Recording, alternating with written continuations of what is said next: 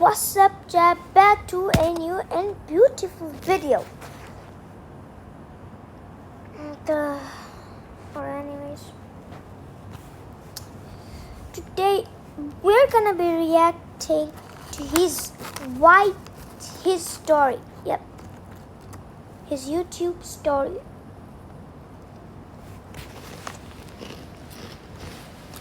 A lot of people are asking me to react to him, but okay, today I'm reacting to him, bro. He has over 5.44 million views. 5.44 million. Oh, that's a lot. So like 5,444,000 people are following him. Alright, that's good, bro. Wait, when did he join? 2022. So this is like Zach T. Williams, but second Zach T. Williams. Right, so let's go to shorts and just watch some random videos. The doctor pointed at my daughter's hospital room with tears in his eyes. The treatment failed. Your 9-year-old has a week left to live, maybe less. I'm sorry. I wiped my face, walked back in, and knelt next to Kaya and put down the Barbie doll she was... Wait. First of all, the animations are good. Second of all, every time I watch his videos, he has the same hair, bro. No matter what, he has the same Baby, hair. the doctor just told me you beat the cancer. You're in remission. The treatment was successful. I did my best to seem happy. She'd spent 2 years in a hospital, and she wasn't spending her last week alive, hopeless in it too. She shot up so fast her IV pole rattled. Then can we celebrate? Can we go to Disneyland? Please, please, please. I was already reaching for her shoes. Let's go for a full week. This is going to be the best week of your life. I promise. As soon as we arrived, she spotted Tiana by the castle and dragged me so hard I almost fell. She wrapped both arms around her waist. You're the princess who got me through all my chemo treatments over the last 2 years. I watched Princess and the Frog a bajillion times, and guess what? I'm cancer-free. Tiana pressed a hand to her heart and pulled her in. Well then, this moment ought to be documented. A cast member snapped a photo of them mid-laugh. It printed instantly, and Kaya W that right there, but and W sprinted back, princess. waving it. Daddy, look, I'm gonna keep this forever. I smiled wide enough to hide the ache spreading through my chest. The sun was setting, and Tiana pointed towards the Disney parade. They have one at the end of every day. Y'all can't miss it. Kaya climbed onto my shoulders and stretched both arms out like an airplane while I ran side to side. When we got there, fireworks burst over the castle. But when I looked down, Kaya was doubled over, coughing at full force. When she pulled her hands away from her mouth, they were red. Daddy, why is there blood? I took a deep breath, ready to tell her another lie. But the next cough was so aggressive she fell to the floor. I scooped her up and ran for the gate screaming for help while the fireworks kept going behind us. In the ambulance, she never let go of the photo. We were in the hospital when the doctor said the words I'll never forget. She's gone. I'm so sorry. Tears streamed.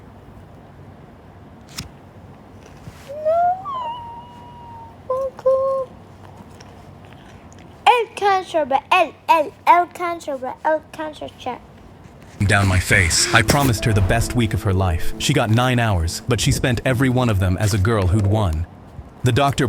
I woke up to my little brother standing over me in ski goggles and oven mitts, aiming his toy bow at my face. Get up.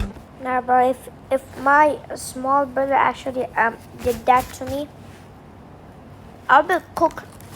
No, he'll be cooked, bro. Actually. The wasp monster found our base. He dragged me downstairs while I told him he was crazy, but he shook his head. Relax. I haven't washed my underwear in 3 months. I'm immune to all wasps. Did he just say 3 months? No way, 3 months, gang. What the? I gagged so hard I almost passed out. Then he pointed through the front door window, and my gagging stopped. A wasp nest the size of a basketball was hanging right above our door. If that swarm got inside, we were cooked. Before I could stop him, he cracked the door and fired. The suction cup stuck to the nest, and wasps poured out of every hole. I desperately yanked the door shut before they could get in. Then I grabbed the garden hose out back and blasted the nest before the swarm could settle. But the pressure died mid-spray, and the whole swarm turned on me. So I sprinted inside, screaming screaming and slammed the door. Through the peephole, I watched the nest sag lower, swinging by one thread over the doorknob. Wasps started tapping the windows looking for a way in, and my heart was pounding because we had nothing left. That's when I remembered what my brother had said about his 3 months of unwashed underwear. I turned to him and said in my most serious voice, "Take it off." He backed against the wall, hugging his waistband. "No, that's my armor." I wrestled it off him and flung it onto the porch, praying his filth could do what the hose couldn't. The entire swarm left the nest and gathered around it. They took one sniff, and every single wasp dropped out of the sky, dead on sniff. My brother was on the floor saying he felt weird, but I just laughed. Your underwear wasn't armor, it was a chemical weapon. The wasp monster never stood a chance. I woke up. A chemical weapon does. I snuck into an art museum with my own painting hidden behind my back, along with a $1 million price tag in my hand. An expert was lecturing a crowd. Only a trained eye can recognize true art, while pointing at a banana taped to the wall. I nodded. Wait. Let's go back. True art, while pointing. Look at this. Look at this. A banana in a tape. And bro calls the onion artist knows how this is made. Bro thinks he just created a, if this is 3D, this is the W. If this is not a 3D, this is L, cause sometimes you know when people draw, it looks real. Like there's like something, it looks real, but when you try like touch it, it's not real. Okay. At a banana taped to the wall. I nodded and smiled, because this is exactly why I came here. I was broke, so if a banana was art, my painting of a coffee stain was about to make me rich. I stood near an empty wall, and the second the security guard turned away, I slapped my painting on the wall, stuck the price tag under it, and slid back into the crowd. My heart was racing so fast I had to pat my chest to calm down. A rich collector spotted the new painting, so he pushed everyone out of the way and planted himself in front of my painting. His eyes went wide, and he waved the expert from earlier. The crowd followed, and the collector pointed at the painting with a smile. "This is exquisite. The craftsmanship must be from the 1800s. I rubbed my hands together and began imagining how I was going to spend the $1 million. But then I saw my signature was smudged, and I froze, because without my name, nobody could prove it was mine. So I immediately slid over to fix it. I touched the smudge with my finger, but the expert instantly snatched my wrist. "Do not touch the art. Get this idiot out of here." I went pale and tried to pull my hand back, but the guard was already lifting me off my feet. No. "Wait, that's my painting. I was just fixing it." He shook his head, laughed, and started carrying me away. That's when the collector asked who painted it, and the expert straightened his tie. "It's me. I painted this." Really, bro? Really? Bro just said trained he eye had painted the recognized shit. the true art, and he had stolen my Really, idea bruh? of getting rich. Come on, No! man. I saw the collector hand over $1 million check to that expert, and my hands started shaking. But the guard just carried me past the banana, so I ripped it off the wall and took a bite. I snuck into an art museum Okay, say goodbye to disgusting, bro. What the with my own I made my wife cry on Christmas morning. On Christmas morning, I unwrapped a cologne from my wife, and when I smelled it, I had to turn around. It reminded me of a wood cabin infested with mold and filled to the brim with cow dung. But when I turned the bottle, I knew it cost at least $800. So I turned back around, plastered on a Hollywood white smile, and said, "You know me too well." From there, I sprayed myself every single morning until I finished it just to get her money's worth, just waiting for the nightmare to end. But when Christmas came around again, she handed it to me. Same stupid box, same stupid cologne. I forced a smile that was just as big as the first one. She wrapped her arms around me. "I knew you would love it." I sighed, and the next morning I walked out of the bathroom without putting it on, but she stopped me in the hallway. "You forgot your cologne." I sprayed it with a grin, but deep down, I was wondering when the suffering would finally end. By our 10th Christmas, I was getting ready to unwrap my 10th putrid cologne and put on my 10th Oscar-worthy performance, when suddenly, she grabbed my hand.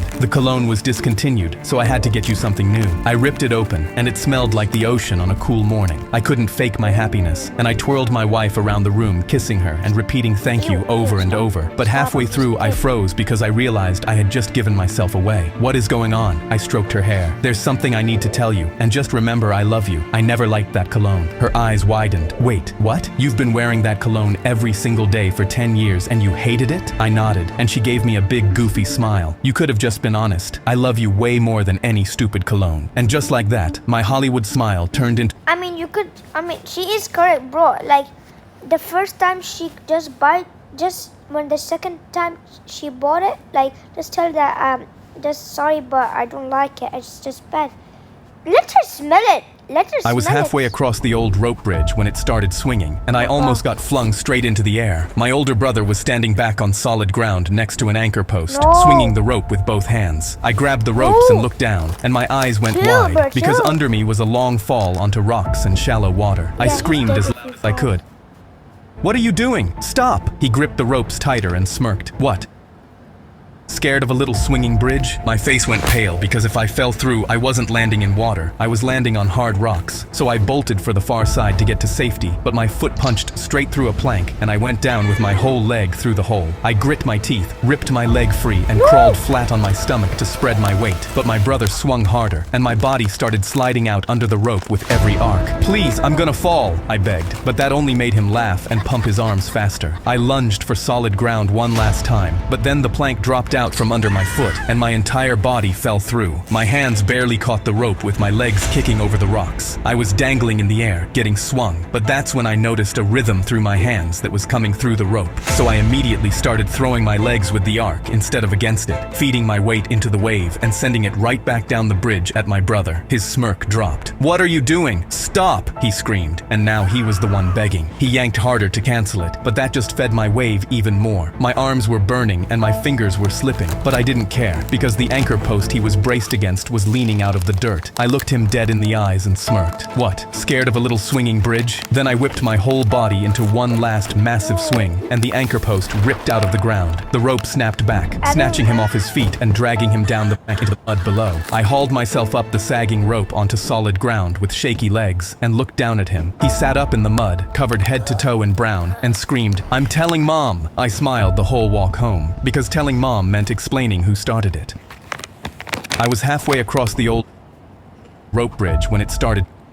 The rule was simple. The last person with a hand on the truck wins it. And 11 hours in, my hand was shaking so badly, I was about to lose to an 8-year-old girl who hadn't even broken a sweat. My arm trembled so hard, I had to press my whole body against the hood just to keep my palm flat. The DJ leaned into his mic. "No sitting, no stepping away, and lift your hand for any reason. You're out." I had signed up so sure I'd win that I sold my own car that same morning. 60 people had entered, and now it was down to me and her, which meant I had bet my only ride to work against a kid with the world's strongest bladder. By hour 12, my knees locked every time I shifted my weight. I looked over to steal her strategy, but she just stood there, flat-footed and bored. The DJ's voice boomed through the speakers. 13 hours, officially the longest contest I've ever run. The crowd went wild, and more people gathered around the truck chanting her name, not mine. I had ignored my bladder for 13 hours, but hour 14 hit different, and 2 coffees that morning was an amateur mistake. My palm was sweating so badly my hand kept sliding, and all I could think about was Monday morning. No truck, no car, no way to get to work. The girl looked over at me while I tried to drag my hand back into place. "Are you okay?" she asked. "Fine," I said, and my voice cracked halfway through the word. At hour 15, she reached her free hand up to scratch her nose, and for one glorious second, I was sure she had finally let go. I threw both arms over my head and screamed, "I won!" The crowd went dead silent. The DJ leaned into his mic. "Sir," her other hand never left the truck. My whole body went numb. I looked down. Both of my hands were in the air. Hers was still flat on the hood, her free hand frozen on her nose. My legs gave out from pure horror, and I sat down on the pavement in front of everyone. The girl walked over, looked down at me, and said, "My mom can drive you to work in the truck if you want." Her mom jingled the keys like it was already decided. I got up and sprinted for the bathroom without answering.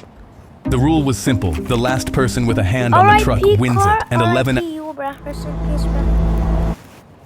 A mom in yoga pants pointed at me in the ice cream truck line and yelled, "That man just cut in front of my son for Blue Monster Crunch." I set my hand on my nephew's shoulder and pulled him half a step behind me. He gripped the $3 I'd given him as a reward for not biting the dentist. I'd promised him if he made it through the appointment, I'd buy him a Blue Monster Crunch he could bite as hard as he wanted, and his jaw was already working side to side just thinking about it. The driver leaned out, freezer lid half open. I only have one Blue Monster Crunch left. If my nephew didn't get it, somebody else was getting getting bit instead. The woman raised her voice before I could answer. He's teaching a child to cut for ice cream. My nephew's teeth clicked together, and I clamped my hand flat on his shoulder to keep him from lunging at her purse strap. I planted my foot in front of his sneaker. We've been in line the whole time. She slapped $4 on the counter. My son deserves it more. My nephew's whole body leaned forward, jaw open, eyes locked on her wrist, and I hooked 2 fingers into his collar and hauled him back against my leg. The woman didn't flinch, so I stood straighter and put my body fully between them because I knew she was seconds away from crying about a bite mark instead of an ice cream bar. He was next, and he bites. The driver looked at both kids, then reached into the freezer, and I felt my nephew's fingers dig into my leg like he was counting down. The driver pulled out the last blue Monster Crunch, and the yoga mom's hand shot across the counter and grabbed it at the same second my nephew's jaw snapped forward at her sleeve. I hooked my arm around his chest and yanked him back just as her son tugged her jacket. "I want SpongeBob." She turned, hand still holding the ice cream bar in the air. "What?" He pointed into the freezer, the one with the weird eyes. My nephew stopped straining against my arm and leaned around me to look. "Can I get one too?" The driver dug 2 SpongeBob bars out from the bottom of the freezer and passed one to each boy. They ripped off the wrappers, tapped them together like a cheers, and my nephew sank his teeth straight into SpongeBob's face while Yoga Mom stood there still holding the melting blue Monster Crunch. He grinned up at me. "I only bite ice cream now."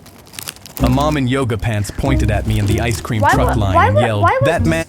Why will this kid bite something so hard? Wait, what's the video actually?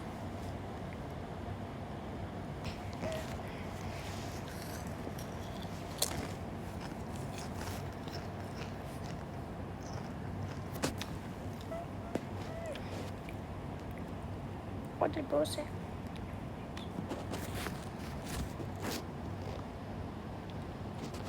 Just cut in front of me and my girlfriend.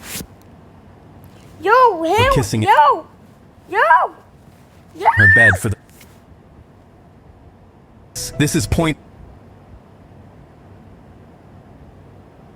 The fuck?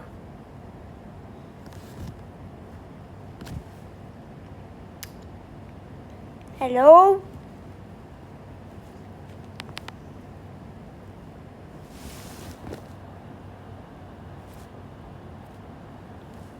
Bro, my iPad just got glitched.